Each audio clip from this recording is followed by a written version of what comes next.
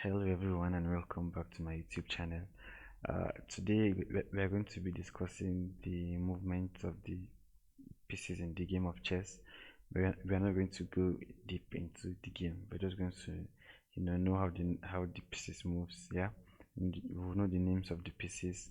We'll know some basic rules like en passant and castling. You grab, and then in the next video I will talk about the some basic principles of chess in the opening, and then I'll talk about some in the middle game and then some in the end game. But for this video I'm just going to talk about the different moves of the different pieces of chess, right? If you enjoyed this video, please like the video, because I'm going to be posting a lot of good contents for you, especially if you're a beginner who wants to learn chess. I'm going to be posting a lot of more videos with contents on how you can improve your game, right? So like the video and subscribe. I promise you, this is going to be more than some courses you're going to buy. Just subscribe and like. All right. Yeah. So first of all, we are going to we have to know what we are dealing with, right? We have to know the moves of each of the pieces in the game of chess. So sorry, we have to know the names, not the moves. Yeah. So we'll start with these guys, these soldiers in the front. So these guys, they are called the pawns. These guys are called the pawns. All of them are called the pawns, right? One is called the pawn. If you are calling them in plural, they are called the pawns, right? So that's one, and then we have the rook. This is the rook. These two, they are the rooks. We have the knights. These two are the knights, right? And then these are the bishops. Yeah, these are the bishops, and then this is the queen, and then this is the king, right? That's all. Those are you now know the every piece in the game of chess, which is very cool. Yep. And then so now we're going to go into the moves of each of these pieces, right? So we'll start with the pawn. Start with the pawns, right? Yeah. So these are the pawns. So if you look at this, I'm not we're not analyzing the game, don't worry. So if you look at this position now, a pawn can move. Sorry, a pawn can move 2 steps when it's on the second rank, right? So these pawns now have not moved before. That means they can move 2 steps when they want to move, and then you can also move them 1 step forward, right? The pawns move, they move forward. That's how they move. So yeah, the pawns move 2 steps forward when they're on the second rank, and then 1 step forward after they have moved 2 steps forward, right? Let me bring up a position. Okay, yeah, so this is how the pawns capture. So for example, white plays, let's just say white plays f4. Again, this is not, I'm not saying white is winning if white plays f4 here, but I'm just trying to show you how the pawns capture. So black cannot, this pawn cannot capture, you see, the pawn cannot capture the pawn on f4, right? The pawn on e5 is the one that can capture the pawn on f4, and then like something like this now, yeah. And then if black refuses to capture and play something like king to f6, then white can capture diagonally. So the pawns capture diagonally, and not they don't capture the pawns in front of them. So when 2 pawns meet like this, they basically cannot do anything until another piece, it can be any piece apart from the king, like the queen, the knight, the bishop. Once the queen, the knight, or the bishop comes to this any of these 2 squares, then the pawn can capture any of them, right? Yeah. Okay. So that's for that about pawns. Then let's go to the bishops. Yeah. So if you look at the first position I showed you, if you look at this position very well now, the bishops, 2 of the bishops on each of the boards, on each of the sides of the boards have, they are on two different colors of squares. This is on the white square, this is on the black. It's supposed to be black, but I like the blue and white, so I'll call it black. This is on the white square, this is on the black square, this is on the black square, this is on the white square. So that means whenever you're arranging the board, this is how the bishops are arranged, right? So moving back to the position now, the bishops move diagonally, right? They move diagonally. Sorry. Oh God. Yeah, they move diagonally like this, like this, like this, like this. That's how the bishop moves.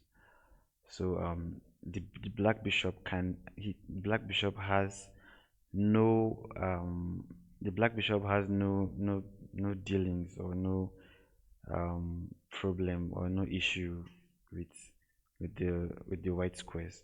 This black bishop can never land on any white square unless FIDE decides to create a new chess rule and say um, that the bishop can jump to the white square for some reason, which would be very, very absurd. Yeah, so the black squared bishop can never move to the white square, and then the white squared bishop can never move to the black squared, and then vice versa. The white squared white bishop, like this is the white bishop was on the black square, right?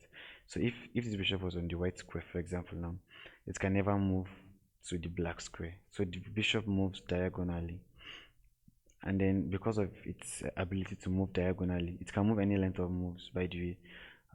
Because of its ability to move diagonally, um it can cover a long range, like from this position, and the bishop can capture a piece that is as far as h is, right? And then one thing with the bishop, unlike the pawns that capture diagonally, well, the bishop also captures diagonally, but it basically captures any piece that is blocking its way. Like if there was a knight here or a rook here, something like that, the bishop can take on any of them, so long as the piece is blocking its way, right? And if there's a piece blocking the bishop, then the bishop cannot cross over the piece. Like, I mean, like if this is a white bishop and then there's a white rook here, the bishop cannot jump the white rook and then move to the next square, right? That's how it works. I mean, that's not how it works, rather. Then the next piece we'll be looking at is the rook.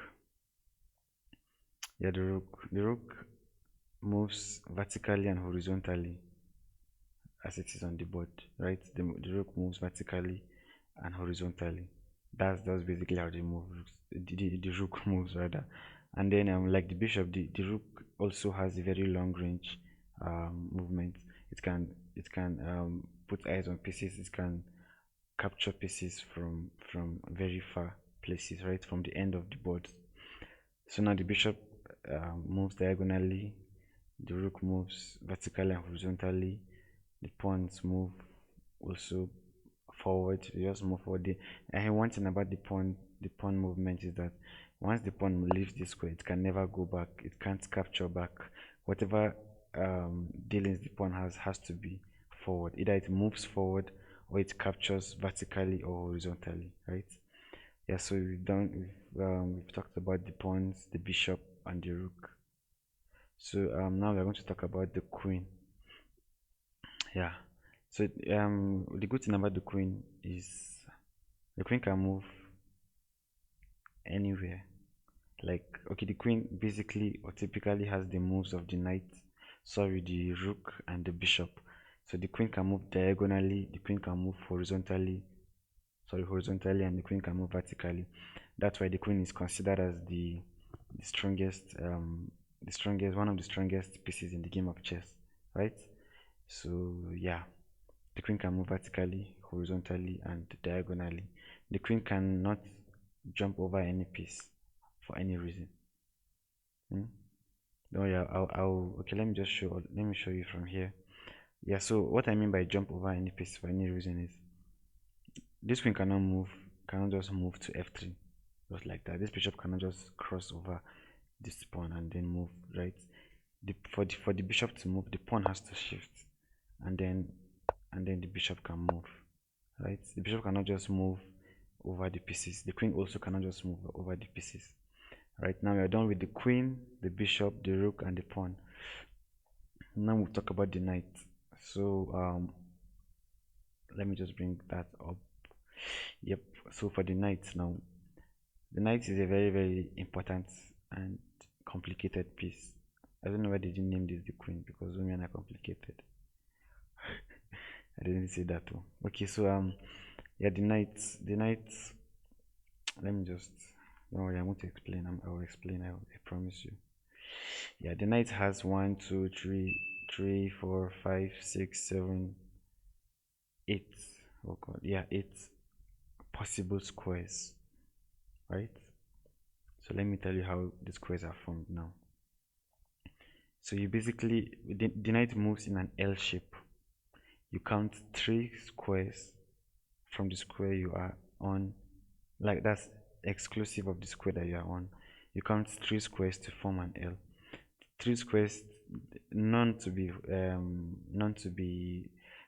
diagonal. They have to be vertical or horizontal. What I mean is, if I'm going to count, if I'm going to count 3 squares now to form an L, it will be 1, 2, 3. You notice that I did not do 1, 2, 3, right? I did not do like that.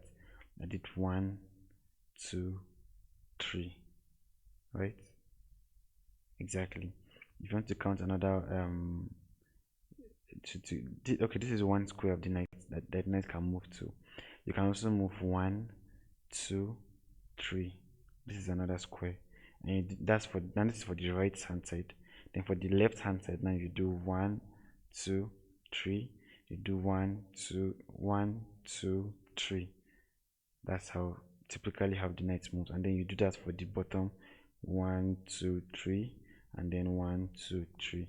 You do the same thing, 1, 2, sorry, 2, 3, 3. Yeah, and then do 1, 2, God, 2. I don't know what's happening. Okay, 2. Sorry, 1, 2, and 3. Right, so that's how you calculate the moves for the knight. That is the easiest way I can explain how the knight moves. But the knight moves in an L shape. Okay. So yeah, the knight moves in an L shape, and then for the knight's capture now, for example, this is a typical example of how the knight moves. So I'm going to play as white to capture this pawn, and I'm going to play random moves with the black king. So let's say the knight moves here. We are trying to capture this pawn, right? Let's say the king just moves king to g7.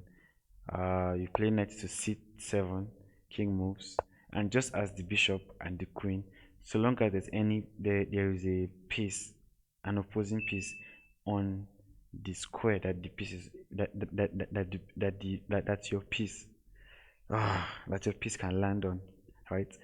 Then the piece can be captured. So the knight, if you remember, I said you can. The knight has moves in an L shape, so it can be 1, 2, 3, which lands on this pawn. It can be 1, 2, 3, which lands on this square. It can be 1, 2, 3, which lands on this square, and then it can be 1, 2, and 3, which land. Oh my God! It can be 1, 2, and 3, which lands on this square, right? So backwards, then I can only land on these 2 squares, right? So now yeah, knight can now capture the pawn because it's on one of the squares that it can land on. And now I mentioned that the bishop, the rook, the queen cannot jump over pieces, right? But in the case of the knight can actually jump over pieces, right? Because that's how chess made it. I don't know why. Knight can just jump and land, right? If white played this, knight can play this, right? It can choose whether to play this or whether to play or whether to oh God, or whether to play this, depending on what white wants to play with the knight, right?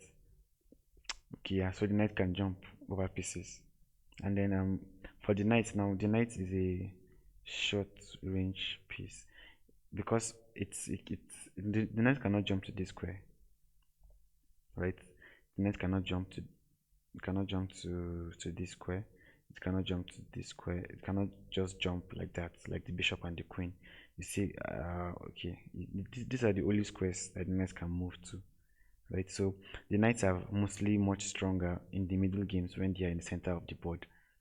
So that's why they'll tell you, you see, do not bring your knight, do not activate your knight on the flanks.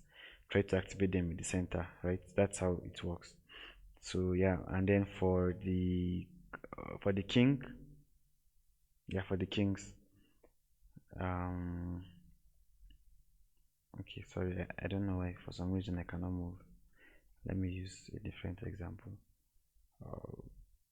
Okay, so for the kings now, the king can move basically to any square around it, but it only has one move. The king only has one move, right? The king cannot move two steps like this. No, the king cannot move like the knight. The king is the weakest piece in the middle game. In the middle game, in the opening as well. In the end game, the king is among the strongest pieces on the board. So yeah, but the king cannot move to more than, like, it cannot move beyond the squares around it, right? Good. That's just the king's moves. And then I mentioned that I was going to talk about some stuff like castling. So castling is basically when you exchange your king and your rooks to make your king to be safe. Let me show you how it's done. This is how it's done. You just exchange your king and your rook. I'm going to show you you know, if you notice very well, the king side is sorry, the king side is shorter than the queen side, right? Let me just give an example of how you can castle queen side. um, yeah, so let's say black plays this now. White can just castle queen side. This is how it looks like. If you look at it very well, in the queen side there are two spaces left, and then in the king side, when white castles, is just one space that is left. So you just count two steps, and then the rook jumps over the king, and then the same thing also happens like this. So you count two steps, and then the rook jumps over the king. That's how it is. So they call this castling long, and then they call this castling short. Right? That's how you hear them saying he castled short, he castled long. Okay, so there are situations in the game of chess where you can't castle your king. I'll show you. In this position, white just played bishop takes, right? King has only one move, right? No matter what happens in the future, no matter what happens in the future, let's say the king went back, bishop played this. The king can never castle again, right? Not okay. Okay. First of all, it can't castle because of this rook.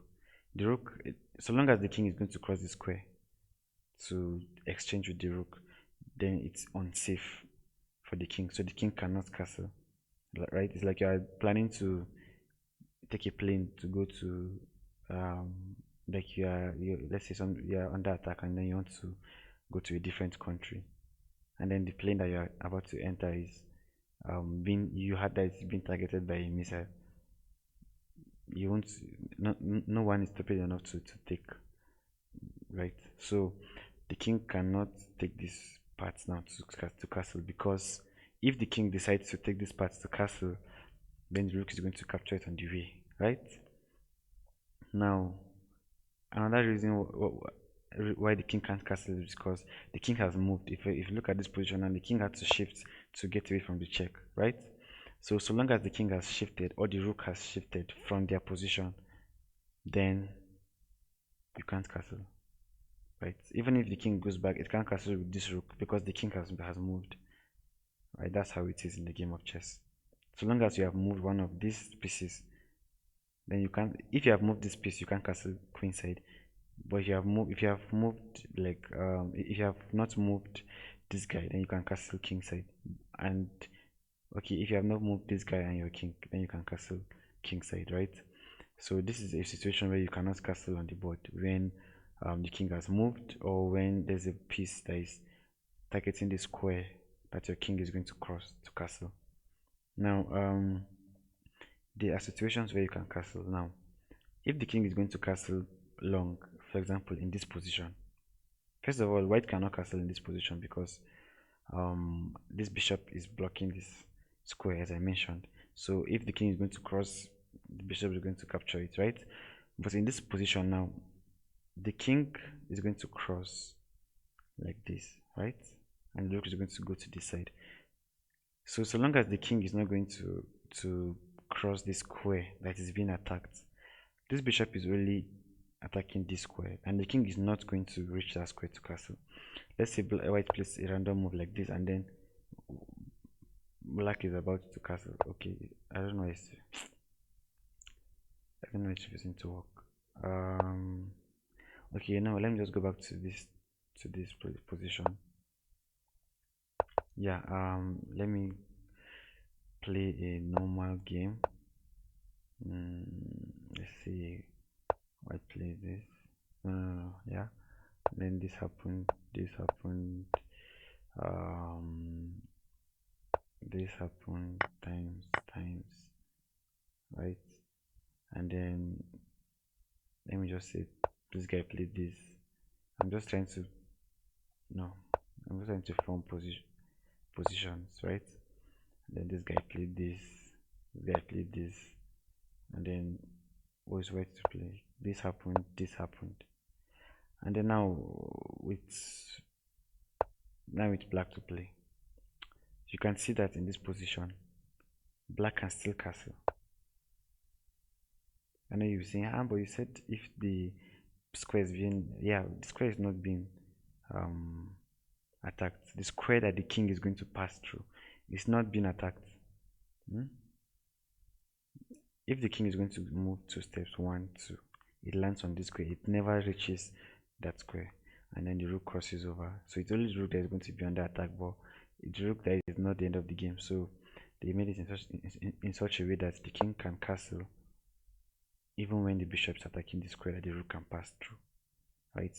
So the king can only not castle when there is a piece that attacking the square, the possible square to castle, right? Okay, again, this is not, I'm not saying this position is a good position. No.